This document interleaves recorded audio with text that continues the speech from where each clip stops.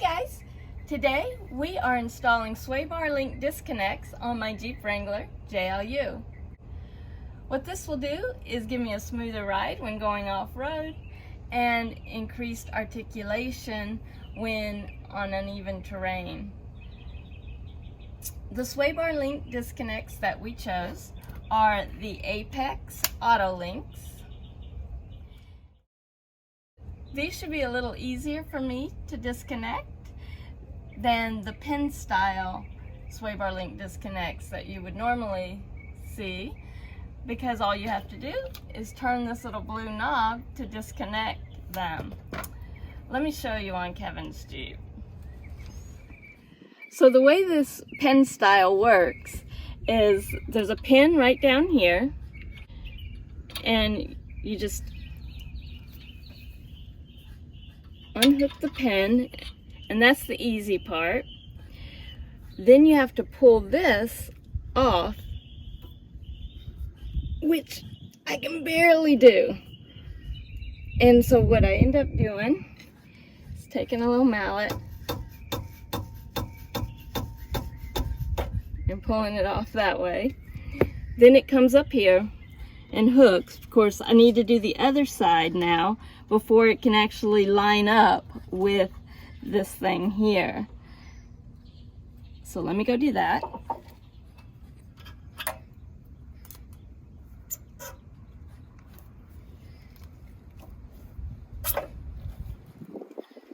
Okay, so now I can lift the sway bar up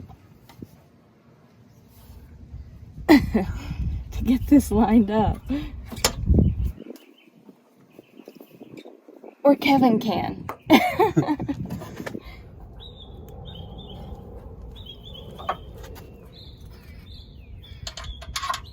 And then the pin just goes in like that. And we're actually on level ground on a driveway, so it's probably the easiest it's going to be. But when you're on uneven terrain and you have the sway bar loaded a little bit, it's even harder to do. And in fact, I struggle with it when the vehicle's on level and I've got to try to find level ground to do it. This sway bar disconnect should work a lot easier for her. And the way it works is this end will tie to the sway bar. This goes to the axle mount, and then all you have to do is turn this knob and they're disconnected. And then that's your articulation. And then the nice thing about these, if you're on uneven ground and need to connect them back up, you just lock them back. You don't have to worry about them being a little bit uneven. And then when you start driving, they'll lock back up in place and they're connected again. Super simple.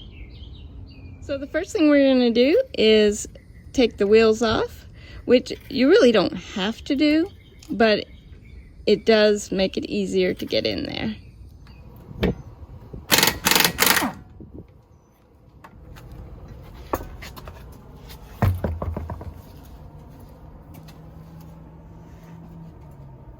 Apex gives very good instructions on how to do this, so we'll be using those.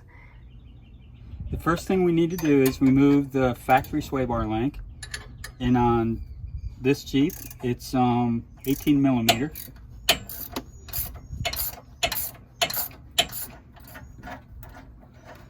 So on the bottom where it connects to the axle is a bolt that goes all the way through. On the top you'll need a 6 millimeter Allen key, and then the 18 millimeter ratchet.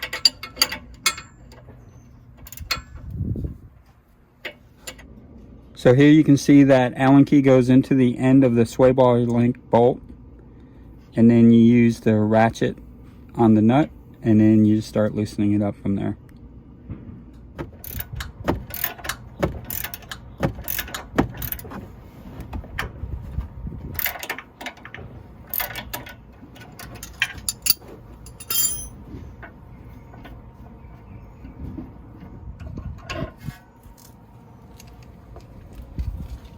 Alright, so we got the factory sway bar connect out, and we're going to start installing the disconnect. Alright, so we got both the factory links off. The next thing you want to do is measure them.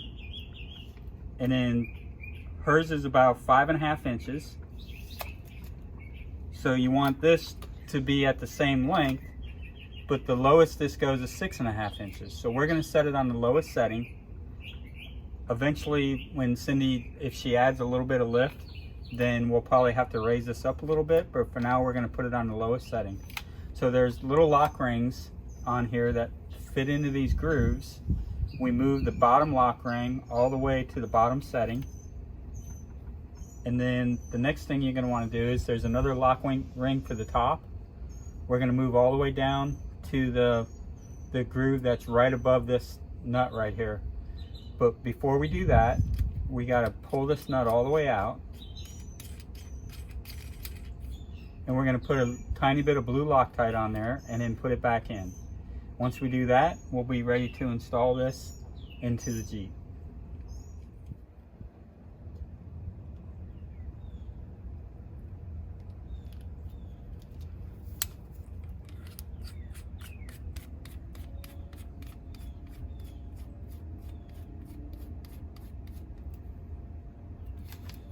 So we're not going to tighten this down completely yet, but I am going to move this ring down.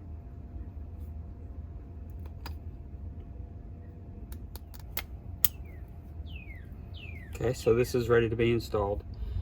One thing the instructions mention is you want to make sure that this label is facing to the front of the Jeep. You also want this mount to be behind the front of the link. And then you want to reuse the factory hardware for the bottom.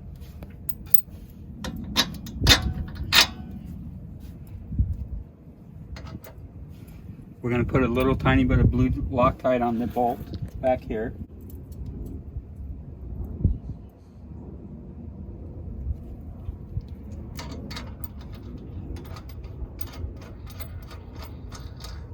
The other thing we want to do is put a little bit of blue Loctite on the back of the bolt for the upper sway bar mount.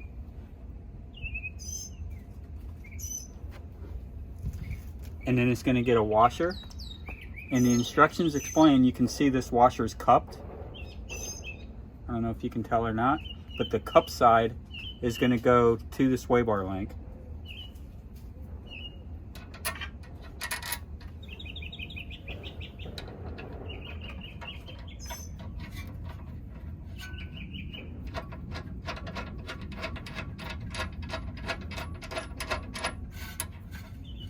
And this is ready to be tightened up now.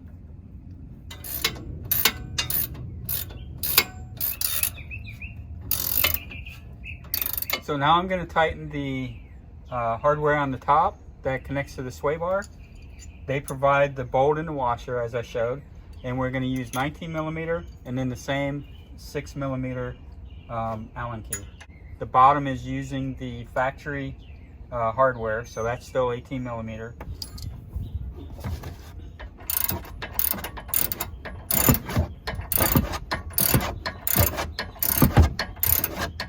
We have the Apex AutoLYNX connected at the axle and the sway bar. You want to check your clearance in here. That looks good. We have the label facing forward. Now the next thing you want to do is back this nut out and tighten it up against that top lock ring, and that's what's going to lock this in place so it doesn't shift around and that label stays forward. So that's what I'm going to do next.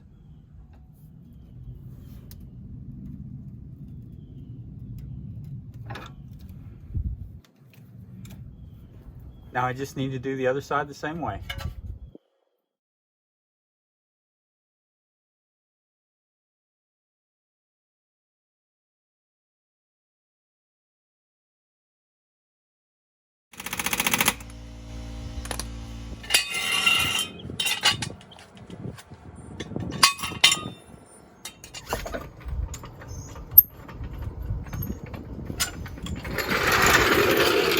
All we got to do now is take it for a spin.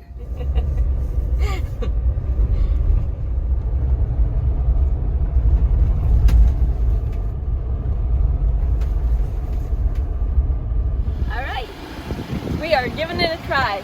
Right now, the sway bar link disconnects are locked.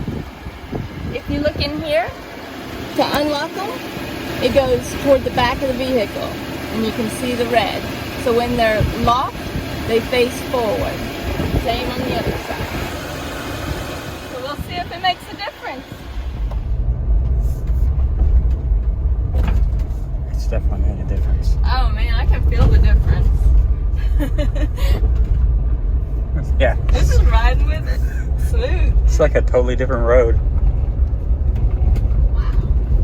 That's crazy. I like this.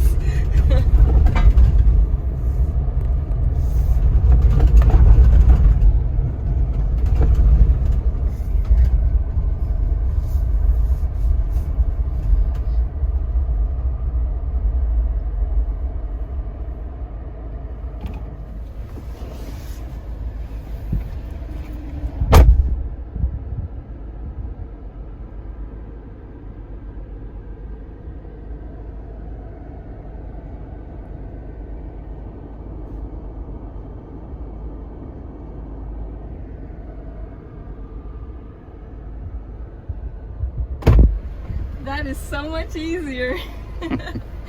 You're gonna want some now. Yeah, I think I will.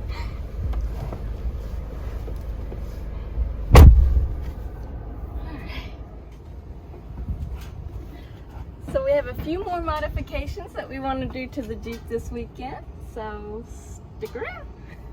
In the next video, Kevin will be installing a front camera in my Jeep, and also he'll be relocating the satellite antenna. So if you like watching this video and think you'd be interested in that, be sure to subscribe so you don't miss it. Thanks for watching.